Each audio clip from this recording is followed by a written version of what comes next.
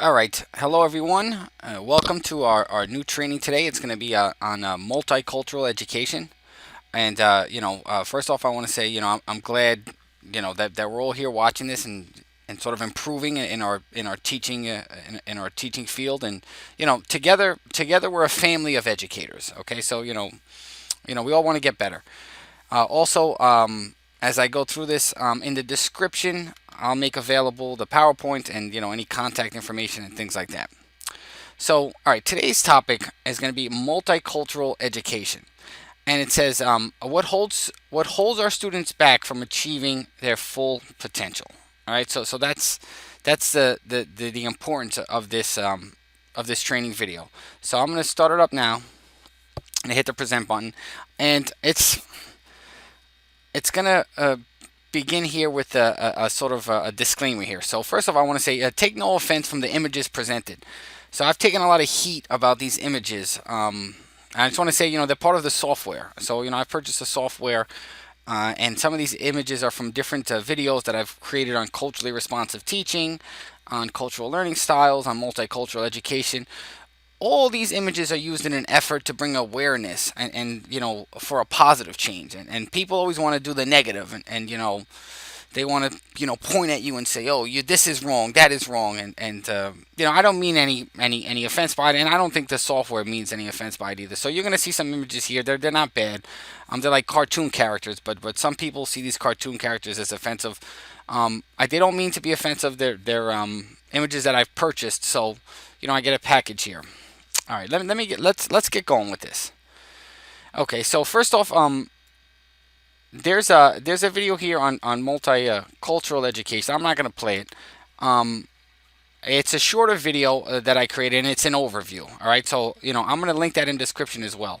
This is a longer presentation. This is like a full micro course training. But if you want to see the shorter video, the overview, I'll make that available. So here we go. All right, overview of multicultural education. So first off, what's the goal of a multicultural education? Well, it aims to make meaningful changes to the curriculum. Okay, a lot of changes, that teachers make, and we'll get to this, are really minuscule, and nobody really wants to take on and change the curriculum. Um, but if you want to incorporate a multicultural education, as you're going to see here, it's got to be big changes. It also aims to reform educational institutions in a way that empowers individuals from diverse cultures and backgrounds. So the multicultural education is really about diversity. And you'll see right here, it highlights cultural diversity and ethnic background, and it highlights that. And all of this we're going to get to. All right, so here's our introduction, and multicultural education takes a close examination on different perspective and biases of a school's curriculum. And I know I'm going back already. It says it aims to make meaningful changes. There's nothing wrong with making changes to a curriculum. Curriculum is a fluid document. Okay, it's not set in stone. Curriculum was never meant to be set in stone. It's meant to have changes.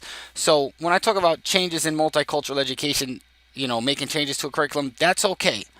All right. So again, right, it wants to take a close examination on the perspective and biases of current curriculum, and a lot of these biases are hidden biases. All right, so the education, as I said, wants to make meaningful changes to benefit children that are at a disadvantage. Okay, and children are at disadvantages to many reasons, whether it be economic, cultural, language, racial, gender, sexual preference, and other statuses. Um, it attempts to reform educational institutions in a way that empowers, like I said, it empowers individuals from diverse cultures. And it's becoming more popular, multicultural education. I try to keep my beat on. I try to keep a beat on things in education, and it is. There has been a movement towards teaching towards diversity and things like this. And as that movement has come along, multicultural education has sort of popped its head into it, and made a comeback, so to speak. All right, so the data is available. All right, certain groups and demographics do not achieve academic success as well as other groups. Okay, that's a fact.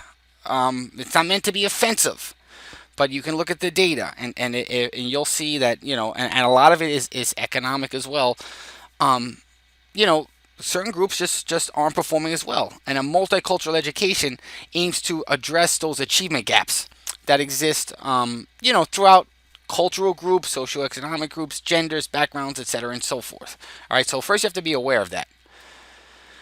Okay, now this type of education, as I said, intends to highlight cultural diversity and ethnic backgrounds. Okay, where many students, where groups of students, if they're a minority, perhaps within a certain a school district, and a minority can be any subgroup can be a minority based on however many based on the majority. So oftentimes the minority, they don't want to have their culture highlighted, because not that they're ashamed, but it's a little bit of a shyness as well, and they just kind of want to fit into to the mainstream of culture. So the more we learn about each other's culture, the closer we become to each other. It's when you don't understand somebody else's culture and you don't have that knowledge that you make poor assumptions of people, and you make bad assumptions of people. All right, so you want to get to know the cultures of others. So every culture is unique. That should say is unique in their own right and has something to offer. Okay, every culture is unique and has something special to offer, regardless of what you think.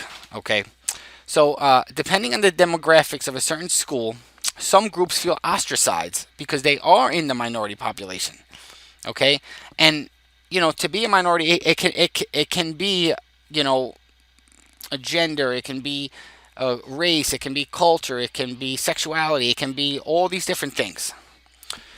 So schools must do everything in their power to make students from diverse backgrounds feel welcomed and at home. Okay. One way that educators can do this is by spotlighting the cultural heritage of minority groups in the school. So this is the basic way, right? We got to do more. So we're going to start by just spotlighting cultural heritage of minority groups in the school. And then spotlighting that heritage means more than just Black History Month. Right now it's February, and you see a lot of Black History Month, but it's got to be more than just 1 month of the year. Focusing on Black history. It's just not enough. All right, so building an inclusive environment. All right, and I think we all know what the word inclusive means. Okay, we want everybody included here. Should be a goal of every school district. Okay, in our school district we have goals. We have teachers have their own PDP goals, and then schools within the district have their own goals. So goals are built on the teacher level, and goals are built on the student level. Excuse me. Then the goals are built on the school level, and then they're built on the overall district level. So an inclusive environment should be a goal of every school district. Okay, and this environment is one where individuals of all different cultural backgrounds and orientations can freely express their opinions and points of view, because it's not always easy to express a minority opinion. Okay, just bringing that topic up, isn't always easy to express if you're in the minority. Inclusive environments allow for all children to learn and grow while being free from abuse and harassment, and that's something you really got to be on the lookout for as a teacher. All right, this is an important one here. A socioeconomic disparity is a complex result of characteristics. So, socioeconomic. Children from disadvantaged socioeconomic backgrounds come in all races, and that's something everybody needs to understand. Okay, it's not always about race, gender, sexual orientation. Socioeconomic. We're talking about children that are in need financially. Uh, it, it can be any race, and don't just judge by looking at somebody that you think they have all this money, and that's not always the case. I've taught. Oh, I remember when I taught in Newark, and I taught in inner cities, and it's many different races come from socioeconomic disadvantages, and the disadvantages include low status occupations, low income, lack of an education. It's more than just money again. And lack of an education also gets passed down from generation to generation, because children that don't children that don't have families that value education, they're not going to value education as much as well. So, all these things are going to hurt a child's education, and we have to be aware of that and try to be a little more proactive and make positive changes. All right, so a culturally responsive teacher, and I have a short video. It's about a minute and a half video on just an overview of culturally responsive teaching. I'll put that up top right now. Is one that celebrates and spotlights different backgrounds and cultures of students in the classroom. Okay, that's what a culturally responsive teacher does. If you're a culturally responsive teacher, you're in a classroom, and again, it's more than just Martin Luther. It's more than just Martin Luther King Day. It's more than just Black History Month. Okay, it's when you were having a discussion about we're having a discussion about it could be history, it could be math, it could be anything, but a culturally responsive teacher looks for ways that aren't there. They look for opportunities to celebrate different cultures and backgrounds. So culturally responsive teaching goes hand in hand with a multicultural education. So this is the video here that I put together. I think it's about a minute and a half here. It's on YouTube. It's part of this presentation, but I'm going to skip it. Let me keep going. Sorry, I'm going to skip this video. Okay, so credit here to James Banks. All right, he gets the credit for all this. It's not me. I didn't do all the research. James Banks is the man when it comes to this. Full credit to him.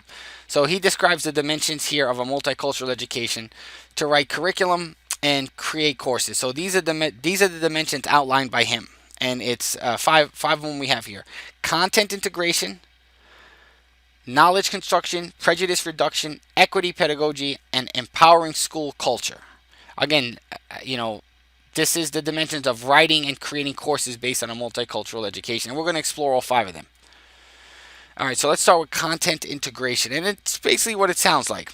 So, schools and teachers in their instruction, naturally infuse content relevant to the cultures and backgrounds of your students. That's important too.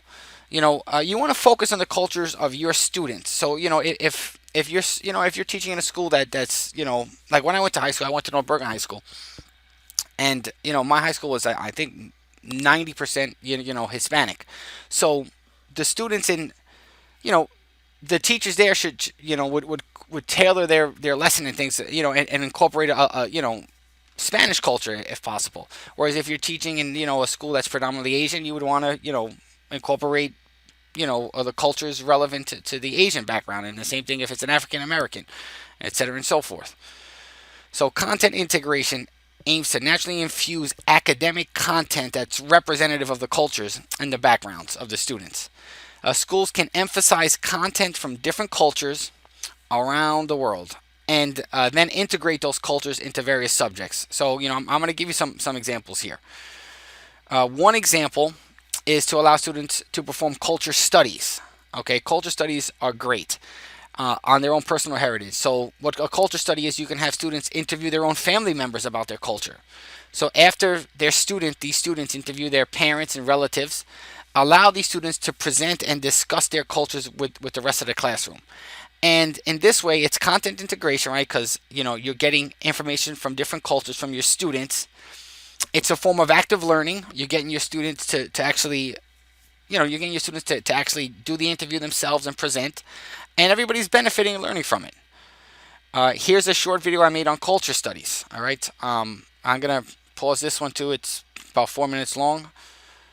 All right, so let me get past this one. There you go. All right, so the next level. All right, so knowledge design. Remember, these are the dimensions by James Bank on incorporating a multicultural education. So knowledge design: discuss and analyze cultural frames of references, biases, generalizations, and assumptions and views.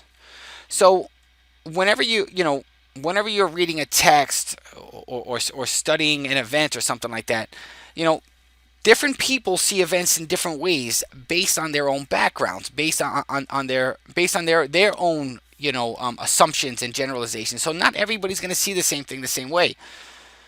All right. So for knowledge design, here's what teachers can do, and educators can build into the curriculum, is you can discuss and analyze the cultural frames of references, biases, views within your classroom. Have your students, basically discuss what's their frame of reference. What does it mean to them? And of course, I'm going to give you some examples. One example of a different perspective would be the historical events surrounding the voyage of Christopher Columbus and the founding of the Americas. All right, so Christopher Columbus. I have Italian background. My parents love Christopher Columbus. They had, I think, they didn't have a statue of him. They didn't go that far, but Columbus Day was a big thing. It's funny because I think he sailed for Spain or whatever, but he's always known as like an Italian thing for us. In New Jersey, Christopher Columbus Day is a big thing for us. However, there's other groups that may view the voyage of Christopher Columbus and Christopher Columbus different based on the fact that he murdered many people. Some of it was by disease, but I do believe there's a lot of bad stories about him. I don't know all of it, so at the end of the day, I would need a little bit more background. But anyway, teachers can explore how different cultures might view this event differently. Italian Americans and Native Americans. Okay, explore. Have students, go into look into the perspective of Italian Americans and the perspective of Native Americans. Let this topic lead to an open and honest classroom discussion. And I should have put the word in this presentation. A friendly classroom discussion. You don't want anything to get. You don't want it to get bitter and go back and forth. So students should develop an understanding of what's called cultural biases and assumptions on all sides. So what are cultural biases? We're going to get to that. So think about it. What would the Europeans think, and what would the Native Americans think of Christopher Columbus? What did Native Americans think of Europeans at the time? So during the voyage of Christopher Columbus, and they see the Europeans, these Native Americans, and they see this boat and all this stuff. What was their view of them?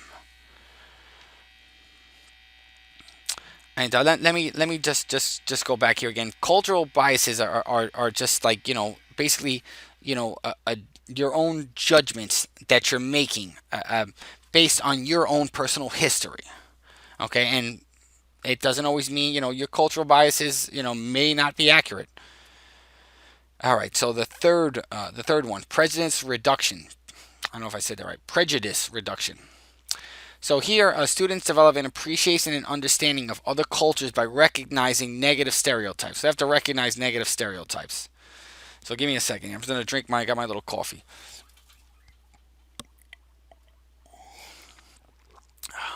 Got the Colombian coffee. Got my own views. Colombian coffee's the best. All right, so prejudice reduction. Prejudice reduction curriculum should help students develop an appreciation and an understanding of the cultures by appreciation and understanding of the cultures of dissimilar groups by recognizing negative stereotypes. So prejudice reduction, you want to recognize the negative stereotypes. And what stereotypes are they're just oversimplifications of large groups of people that lead to negative views towards, individuals. It's like, with the Italian thing, right, from New Jersey. It's like, if you think all Italians from New Jersey are in the mafia, that's a stereotype. Okay, it's an oversimplification. All right, Banks urges teachers to create full lessons and units devoted to exposing and reducing prejudice reduction. So as a teacher, and, as schools in your curriculum, you want to create lessons and units that expose and reduce prejudice. Multicultural education is more than just a discussion of positive change. Okay, you have to have actual lessons and instructions and assessment. All right, that's what the curriculum's about. It's not just a classroom conversation. Okay, students must learn to reduce prejudice. Students can create, research, and present ways to reduce prejudice. Have students give thoughtful examples of misconceptions about their own cultural groups.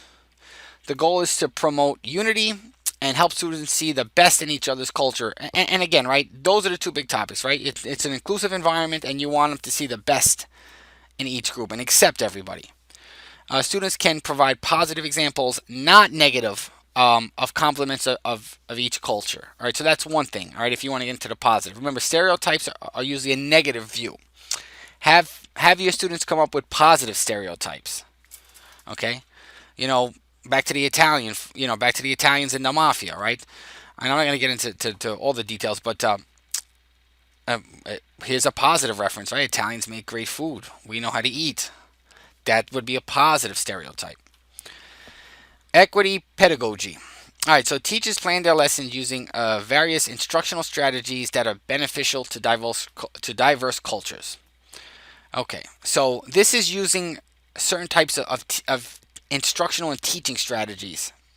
And different teaching strategies work for different types of students. We're going to get into this a little bit here. So, equity pedagogy encourages teachers to plan your lesson using strategies that are beneficial to diverse cultures. So, vary the presentation and activities. Some cultures are more musical than others, okay? Other cultures like, kinesthetic learning activities, getting up, moving around. Not all cultures just like the sitting down and taking notes, okay? You have to, some cultures do benefit well from that, but not all cultures. So if you're there just, giving a lesson and doing notes and expecting, you know, a group a group of students to learn that way, that might not be their best learning style. Okay, they might, like to present. Maybe it's a culture that's more outgoing, and likes to, a good speaker. It's all different here, right? Like I said here, and like in corporate, some cultures are more musical than others, so you have to build on that. Teachers can also vary their assessment by using performance-based and hands-on assessment. If typical, multiple choice tests aren't working and all your students are failing, or students of a certain subculture of a certain culture are failing, or subgroup, are failing these multiple choice tests, then don't use that. Then switch. Okay, use a performance based assessment. Use hands on based assessment. Okay, maybe some cultures are in that culture, the men are great at building, and the women are great at cooking. They both love to use their hands. Remember, each culture has its unique benefits.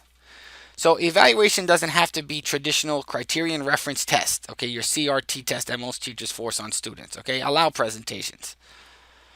Okay, empowering school culture and social structure. Okay, this is like the big level.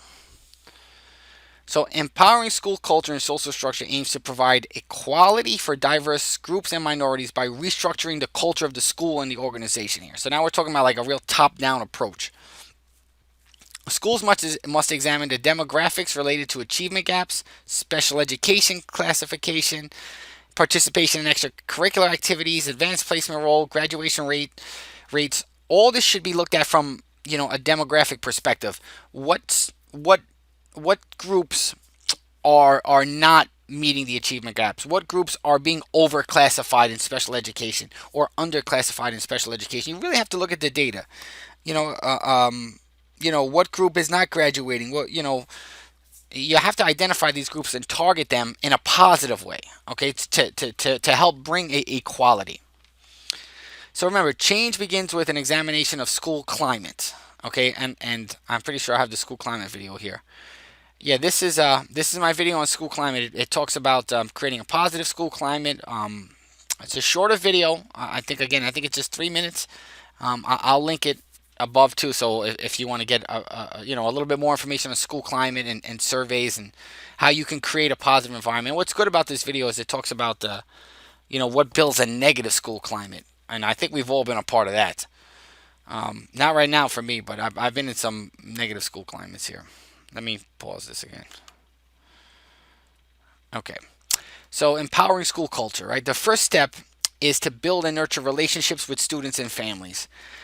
I mean, student-teacher relationships is arguably, the most important step towards student success. And research tells us that, teachers that have great relationships with their students, see, better academic results, because those students enjoy the class, they respect their teacher, they don't want to let their teacher down, and it goes beyond just relationship with the students. You also want to build relationships with the family. That also leads to success as well. So schools can develop a shared vision. All right. So when you're building a school culture, you want a shared vision. So you want to get inputs from your students, actually, the parents, the administrators. You want to get input from anybody that's a part of the school. All right. So that's one of the first steps, right? It's you want to nurture relationships and you want to get a shared vision. Okay, again, another step is to create a safe environment for the school community. Okay, that includes staff too. I've seen some videos of like teachers, getting like smacked around and beat up and things like that. And then at the end of the video, at the end, the teacher and the student are hugging. Like that's fine, but that should never happen. That student should be like expelled from school, and the teacher shouldn't allow that to happen themselves either. However, though, there's times when they don't know what to do, but creating a safe environment, that's very important for school culture and very important for students because bullying creates negativity. That's one of the biggest issues that schools have today and still have and always have had is bullying. And that negativity spreads. Students don't want to learn. If there's a bully in the classroom and the school doesn't know how to handle that student can ruin an entire classroom. That student can ruin a grade level. A bully. So schools, and this comes from the top now. That comes from your administrators. They really need to take care of those students that make kids and staff feel unsafe. And I'm not talking about the typical kid that's throwing papers in the back of the classroom that you give detention. I'm talking about like safety threats. So schools should be a sanctuary for disadvantaged children. I was watching a movie on Netflix about this poor kid that was like he was having a rough time at home, and I'm not even gonna get into the details here, but basically, school was supposed to be there to save this kid, and it really didn't. So make sure schools are a sanctuary. We have to protect children at all costs, and all children need love. Remember that all children need love to grow and just be successful, and they deserve love too. All right, so we talked about integrating. Now let's talk about approaches. Okay, so we're going to talk about reforming. Okay, multicultural curriculum reform. Okay, um, four different types of approaches. Okay, so the other one was like content integration. But this time this is more like an overarching perspective. So there's four approaches we're going to look at: contributions approach, additive, transformative, and social action approach. Here we go. So the contributions approach. So cultural heroes and ethnic artifacts are added to the curriculum during holidays and specific lessons. This goes back to what I was talking to you about, right? The contribution approach is probably in place in many classrooms. Okay, teachers integrate minority ethnic cultures into their lessons, but this approach is very limited because it really just happens. Like I said, like if you go back here, right, it happens during holidays and specific lessons. Students don't really get a chance to learn the full story, okay, which may involve examples of discrimination and prejudice. The contribution approach is like a mainstream approach for celebration and holidays. Like I said, like Martin Luther King Jr. Day, and maybe you just do one lesson. Like I have this video, it's a great video. It's a biography on Martin Luther King I made. And, during Martin Luther King Jr. week, the views are way, way up, right? Everybody, and then it's like you look at the rest of the year and nobody's watching the video. And that shouldn't be the case.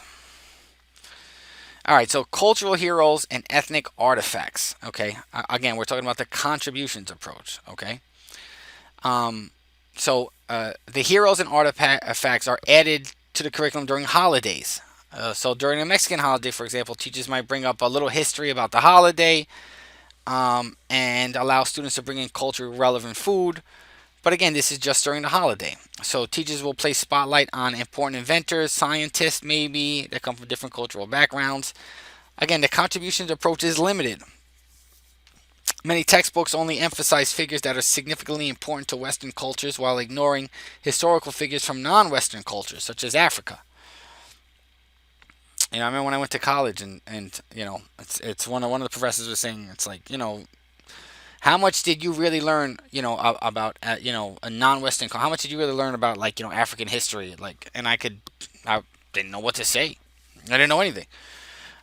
Because in high school we focused on, you focus on U.S. history, of course, but, you do a little European, but, schools, they just don't.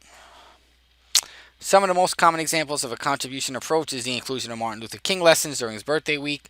The problem is here, and this is a great point, okay? The problem here is that there are many other civil rights icons that go unrecognized because the focus is always on Martin Luther King. Not to, and I write right here, not to take anything away from MLK, but, you know, they should know other, important civil rights heroes as well.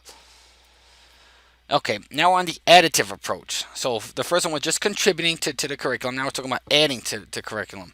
And what's important here, it says in-depth content, themes, and perspectives are added to the curriculum, but you're not making any changes. Okay, so the contributions approach, you're just sort of sprinkling in the little things here and there. Additive is you're sort of packing into you're sort of beefing up the curriculum with different themes and content. So again, right, these pieces of content and themes are simply added without making any changes to the curriculum. So you're not taking anything out using the additive approach, you're just adding stuff in. And the curriculum maintains its purpose or identity. Excuse me. So the study of European Western history and culture is well known. African history, on the other hand, doesn't receive the same attention as I just said. Many teachers simply skip chapters in the book that cover non-Western society. However, it's more than just reading all the chapters, okay? You must add various ethnic units. Add a whole unit to the class. Make a focus on that unit. In literature class, add specific books, okay, that touch upon underrepresented cultures. One book that I remember reading in high school was very good was Native Son, okay? That was like one of the few books that I got through, as a matter of fact. And then later on at high school, I just really enjoyed reading. I don't know why when I was in high school, I just didn't enjoy reading books, and as I got older, it became a passion. So teachers must provide the historical reference and cultural perspectives of the author, Richard Wright, in which such books are written. African history and culture are often neglected.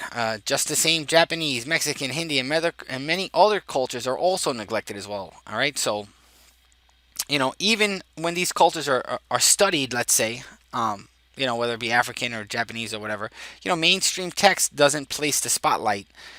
I'm sorry, mainstream text spotlights many negative aspects of the culture because, if whoever writes the book, is gonna write from their perspective and usually shine positive, light on themselves and their background.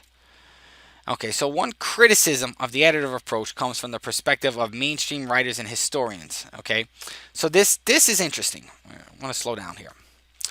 So with this additive approach is that when you're adding curriculum in, a lot of it is from mainstream writers and historians. Okay, students are still learning. They're still learning about society from the lens of Western culture and dominant society. Okay, so that's what I said. Like with the authors and the writers, you want to get pieces of work and writers that are from different cultures themselves. Okay, and we're gonna keep going here. Now we're going to the transformation. The curriculum is changed or transformed in a way that focuses on the perspectives of diverse cultures. So now we're getting to the bigger changes, right? So the curriculum's actually changed. Contributions approach was like sprinkling things on a little bit. Additive is to add stuff. Now transformation, we're changing things, okay? The curriculum, so the transformative approach to curriculum is to reform the curriculum, change it in a way that focuses on diverse cultures and their perspectives. And the approach isn't simply adding, ethnic context and celebrations like before, but to insert new perspectives, new frames of reference, and unknown content of diverse minority groups. Okay, so we're not just writing this, when you're doing this transformative approach, it's not just from a mainstream look. So it's not just like the mainstream look at Martin Luther King. It's from the lens and the frames of references of others and finding new information about his background. The curriculum is now challenged, so you're challenging the curriculum by infusing competing perspectives. Okay, and then that's really good too because when you have competing perspectives, you can analyze those two perspectives and that can really lead to some fun conversations. So schools should present a curriculum that allows students to understand the different ways that certain cultural groups have benefited while other cultural groups have been disenfranchised. Okay? And that does happen. when one group benefits, the other group is disenfranchised. That's inequality. So in a transformative approach, we do not just look at the ways diverse groups have added to dominant society, but rather how dominant society has taken advantage of ethnic groups. So in the earlier approaches, you could say, oh, well, how did the Native Americans add to society? It's like, oh, you know, maybe you talk about all these positive things that they've done and their culture and then, but in this approach, you're saying, okay, how has dominant society taken advantage of Native Americans, or how has dominant society taken advantage of African Americans? And with slavery, how they were able to dominant society was able to build the United States off the backs of African Americans, which did happen. So here are some ideas. Okay, have students study what British imperialism meant. Consider how different groups in the United States have benefited from slavery. Okay, what disadvantages have foundational Black Americans incurred from being subject to slavery? Students can investigate the origins of certain music. Okay, and where did music come from? Okay, that's always a great debate because everybody's fighting. All right, so ultimately, a transformative approach isn't about continually bashing our country. Okay, I want to say that too. I love my country. It's not about saying how terrible we are and we did terrible things and I'm sure we did and we know we did bad things here, but let's not turn it. You always want to keep it positive here, right? All countries and groups, individuals make mistakes. You don't want to take this to the point where you're making you're making somebody feel bad, for loving their country and things like that. The goal is to learn from mistakes. Okay, view the events from different perspectives and come closer together with our neighbors. Okay, what happened here? Something's missing. All right, oh, there it is. Social action. Okay, this is the last one. A curriculum that allows for students to recognize vital social issues and take action. So this is the last step. Now we're talking about having the students take action. Okay, students have to first recognize a vital social issue. Um, Recognition isn't enough though. Eventually, students have to take action, and basically, identify injustice. In this approach, educators, you have to allow freedom of ideas. Okay, productive and open discussion. As a teacher, you don't want it to be your idea of what an injustice is. You want each student to identify their own, and then they're gonna buy into it more when it hits home. Okay, it makes a difference.